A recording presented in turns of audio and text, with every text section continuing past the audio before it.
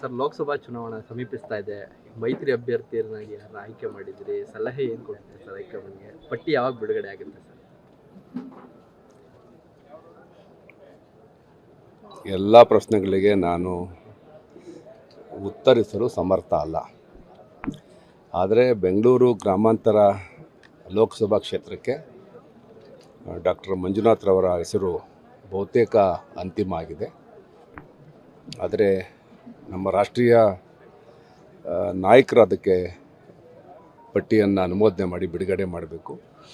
ಸ್ಥಳೀಯವಾಗಿ ನಾವೆಲ್ಲರೂ 8 ವಿಧಾನಸಭಾ ಕ್ಷೇತ್ರದ ಭಾರತೀಯ ಜನತಾ ಪಾರ್ಟಿಯ ಪ್ರಮುಖರು ಮತ್ತು JDSನ ಪ್ರಮುಖರು ಒಟ್ಟಾಗಿ ಸೇರಿಕೊಂಡು ಅವರೇ ಅಭ್ಯರ್ಥಿ ಆಗಬೇಕು, ಅವರ ಅಭ್ಯರ್ಥಿ ಆದರೆ ಸೂಕ್ತ ಅಂತೇಳಿ ಒಂದು ತೀರ್ಮಾನಕ್ಕೆ ಬಂದಿದ್ದೀವಿ. ಈ ಸಂದೇಶವನ್ನು JDSನ ವರಿಷ್ಠರಾದಂಥ ಕುಮಾರಸ್ವಾಮಿಯವರು ದೆಹಲಿಗೆ ಒಯ್ತಾ ಇದ್ದಾರೆ. ಬಹುಶಃ ನಾಳೆ ನಾಳೆದರಲ್ಲಿ ಪಟ್ಟಿ ತೀರ್ಮಾನ ಆಗಿ ಪಟ್ಟಿ ಬಿಡುಗಡೆ ಆದಾಗ ಅವರ ಹೆಸರು ಆಚೆ ಬರ್ಬೋದು. ಬಹುತೇಕ ಮಂಜುನಾಥ್ರವ್ರನ್ನ ಒಪ್ಪಿಸ್ತಕ್ಕಂಥ ಕೆಲಸವನ್ನು ಕುಮಾರಸ್ವಾಮಿ ಅವರು ಮಾಡ್ತಾ ಇದ್ದಾರೆ. ಬಹುತೇಕ ಒಪ್ಕೊಂಡಿದ್ದಾರೆ ಅಂತ ಅನಿಸುತ್ತೆ.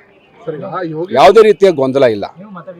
ನಾನು ಮಾತಾಡಿದ್ದೀನಿ, ಯಾವುದೇ ರೀತಿಯ ಗೊಂದಲ ಇಲ್ಲ. ಅವರ ಶ್ರೀಮತಿಯವರು ಒಂದಷ್ಟು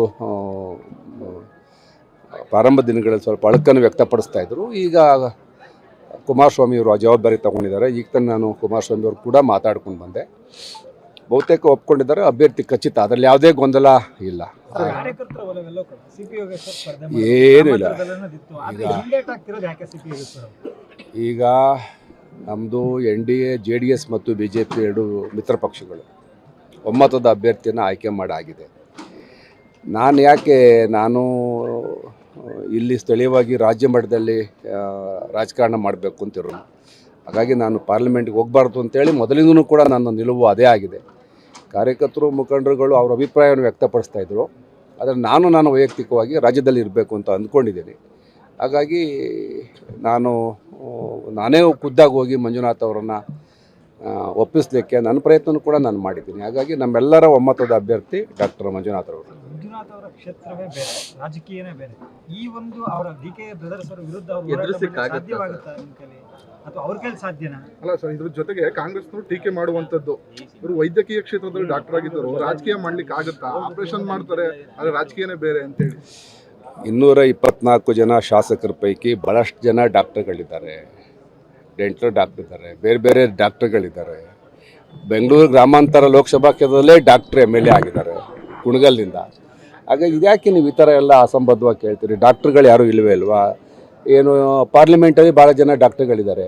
ಡಾಕ್ಟರ್ ಮಂಜುನಾಥ್ ಅವರ ವೈದ್ಯಕೀಯ ಸೇವೆ ರಾಜಕೀಯವಾಗಿ ಅವರು ಈ ಕ್ಷೇತ್ರದಲ್ಲಿ ನಿಂತು MP ಆದಮೇಲೆ ಅವರು ಇನ್ನೂ ಉನ್ನತವಾದಂಥ ಸ್ಥಾನಕ್ಕೆ ಹೋಗ್ತಾರೆ. ಅವ್ರ ಸೇವೆ ಬರೀ ಕರ್ನಾಟಕಕ್ಕಲ್ಲ, ಇಡೀ ದೇಶಕ್ಕೆ ಅದು ವ್ಯಾಪ್ತಿ ದೊಡ್ಡದಾಗಬೇಕು.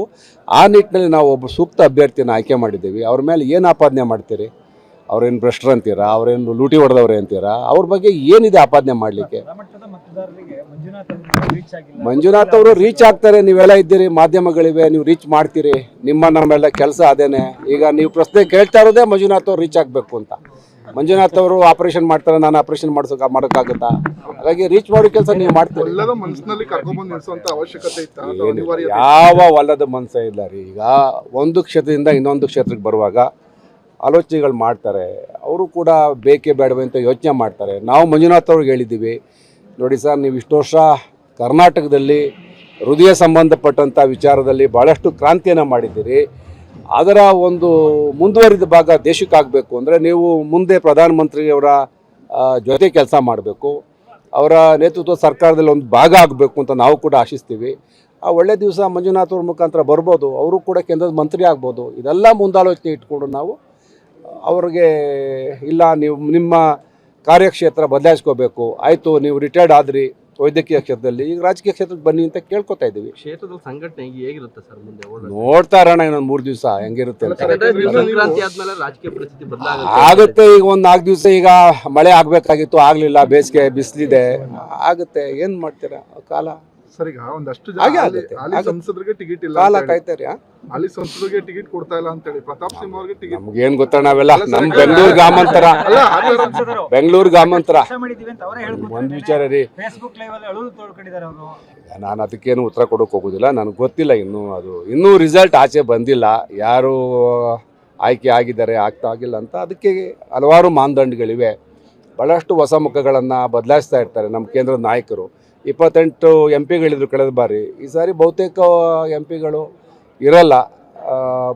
ಭಾಳಷ್ಟು ಜನ ಸ್ಪರ್ಧೆನೇ ಮಾಡ್ತಾ ಇಲ್ಲ, ಭಾಳಷ್ಟು ಜನ ಬದಲಾಯಿಸ್ತಾ ಇದ್ದಾರೆ. ಬದಲಾವಣೆ ಜಗದ ನಿಯಮ. ಹೊಸ ಕಾಲಕ್ಕೆ ತಕ್ಕಂತೆ ಅಭ್ಯರ್ಥಿಗಳು ಹಾಕಬೇಕಾಗ್ತದೆ.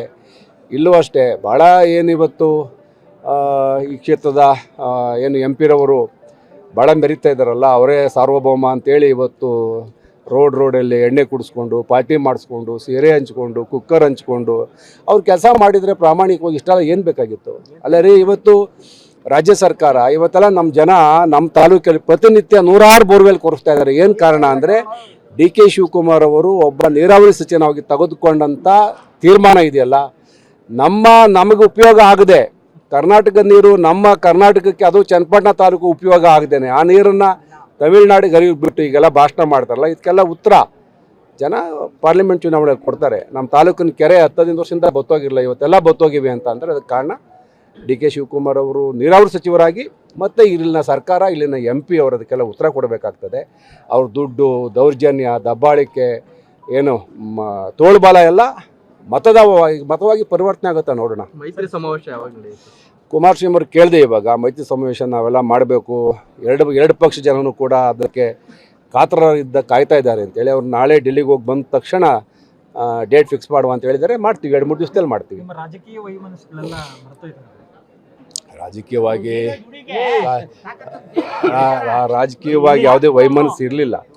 ಅವ್ರು ಬೇರೆ ಪಾರ್ಟಿ, ನಾವು ಬೇರೆ ಪಾರ್ಟಿಲಿದ್ದೋ. ನಿಮ್ಗೇನು ಪ್ರಶ್ನೆಗಳು ಮುಗ್ದೇ ಅಲ್ವಾ? ಇನ್ನೂ ಭಾಳಷ್ಟು ಉತ್ತರ ಈಗ ಚುನಾವಣಾ ಉಸ್ತುವಾರಿ ಎಲ್ಲ ತಗೊಂತೀರಾ ಸರ್ ಸಂಪೂರ್ಣವಾಗಿ? ಸಂಪೂರ್ಣ ನಾನೇ ಜವಾಬ್ದಾರಿ. ನ್ಯೂಸ್ ಫಸ್ಟ್ ನಿರ್ಭೀತಿಯಿಂದ ನಿಮ್ಮ ಪರವಾಗಿ.